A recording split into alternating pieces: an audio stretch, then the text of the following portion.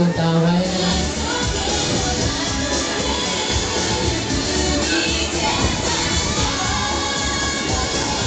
หลับแล้วไม่ตื่นไม่รู้เรื่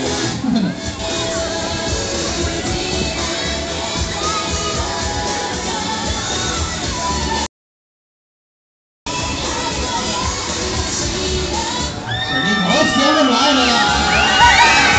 โอ้ย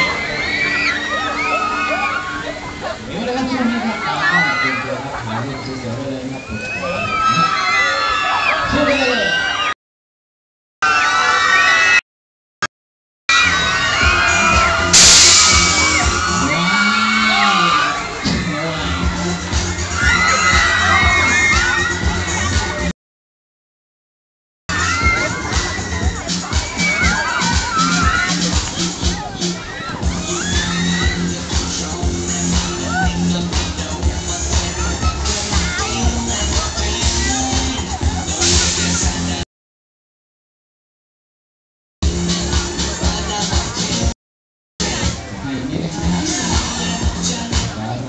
ช่วงสุดท้าย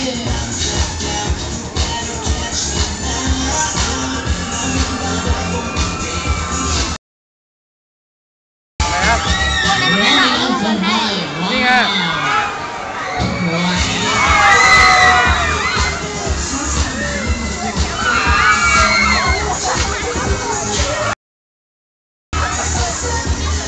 คุณมากครับเป็นพระวงศ์นะครับรอบนี้นะครับเราก็จะต้องออกมาอยู่ตรงนั้นทางเขานะครับฝั่งนู้นเลยนะครับผมจะไปสนิทกับเจ้าคุณทรัพย์สินสิบของด้วยนะครับ